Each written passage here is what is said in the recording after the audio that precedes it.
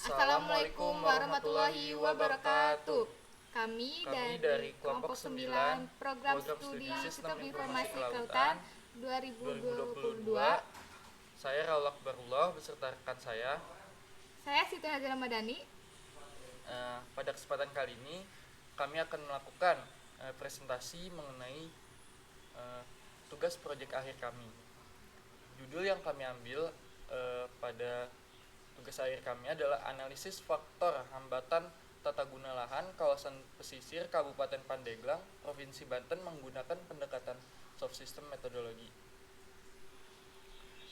Adapun situasi permasalahan yang ada di Kabupaten Pandeglang, yaitu wilayah pesisir Pandeglang saat ini dipenuhi oleh banyak kegiatan ekonomi oleh masyarakat dan memiliki potensi pengembangan dengan berbagai permasalahan.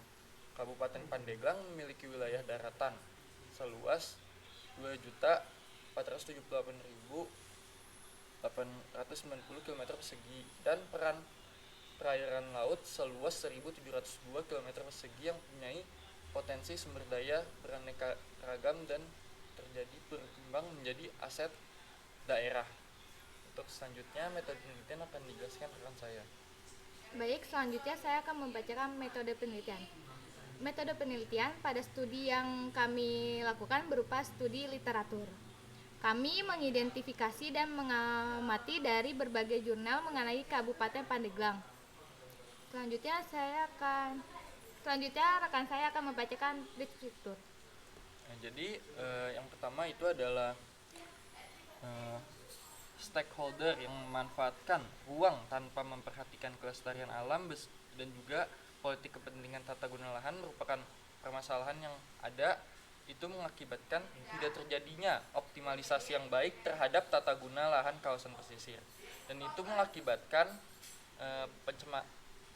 pencemaran wilayah pesisir dan juga dampak berkembangnya wilayah pesisir pada sektor swasta.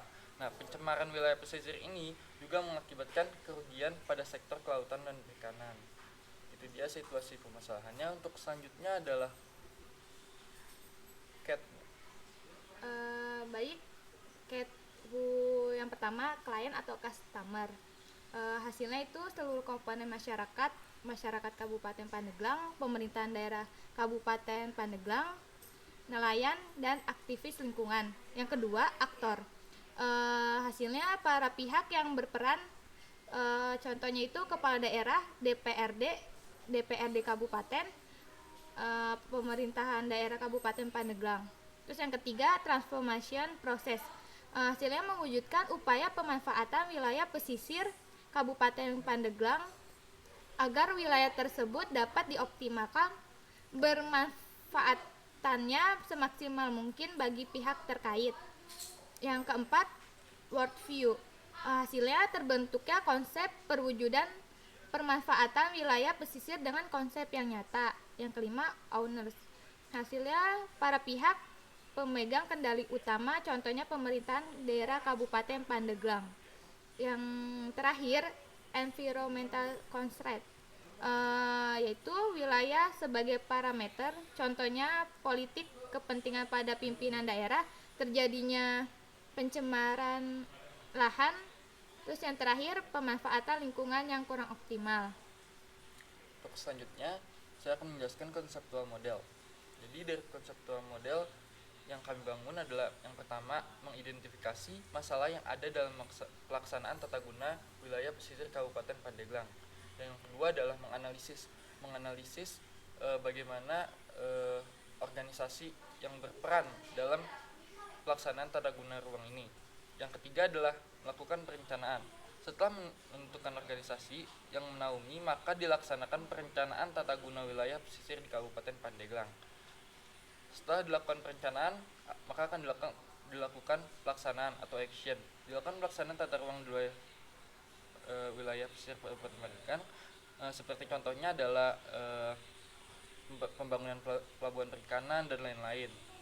Dan selanjutnya adalah penyelesaian. Setelah dilakukannya pelaksanaan atau action, menghasilkan output berupa penyelesaian. Penyelesaian ini seperti yang tadi, pembangunan pelabuhan perikanan menghasilkan output ya pelabuhan perikanan itu sendiri. Baik, selanjutnya saya akan membacakan hasil. Aktivis dalam model konseptualnya, usulan kebijakan yang dibuat pemerintah dalam mengatasi konflik kepentingan lahan. Kondisi dunia nyatanya adanya politik kepentingan tumpah tindih lahan. Aksi yang dilakukannya pembuatan kebijakan yang mengatur dalam mengatasi konflik kepentingan lahan. Selanjutnya, pencegahan pembuangan limbah organik ke wilayah pesisir Kabupaten Pandeglang. Kondisi dunia nyatanya terjadinya pencemaran limbah organik di pesisir akibat berbagai kegiatan aktivitas manusia di Kabupaten Pandeglang. Aksi yang dilakukannya diadakannya penyuluhan kepada para warga agar tidak membuang limbah organik ke wilayah pesisir, tetapi dengan memanfaatkan atau mendaur ulang tersebut.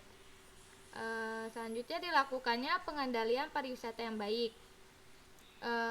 Kondisi dunia nyatanya akibat kurangnya perhatian dari pemerintah, Kabupaten Pandeglang mempunyai pariwisata yang kurang terkendali. Aksi yang dilakukan, pengembangan pariwisata Kabupaten Pandeglang dilakukan dengan cara pembangunan dengan cara dilakukannya pembangunan dan peningkatan sumber daya manusia yang berkecimpungan pada aspek pariwisata. Yang terakhir, penanaman mangrove. Dunia nyatanya degradasi pantai. Aksi yang diadakannya suatu kegiatan yang melibatkan warga setempat, pemerintahan, dan organisasi pecinta alam berupa penanaman mangrove. Untuk selanjutnya, saya akan menjelaskan kesimpulan. Kesimpulan yang dapat diambil dari studi yang kami lakukan adalah yang pertama adalah pemanfaatan tata ruang kawasan pesisir di wilayah Kabupaten Pandeglang mempunyai berbagai hambatan. Yang pertama adalah adanya tumpang tindih atau konflik kepentingan antar instansi yang menaungi daerah pesisir Kabupaten Pandeglang. Yang dua adalah banyak stakeholder yang memanfaatkan ruang dengan tidak memperhatikan kelestarian alam. Yang ketiga adalah kurangnya optimalisasi tata ruang untuk budidaya perikanan hasil laut. Berbagai permasalahan tersebut disusun melalui subsistem metodologi yang mengimplikasikan bahwa aksi yang dibentuk diharapkan dapat menyelesaikan berbagai permasalahan tersebut. Itu dia yang dapat kami jelaskan.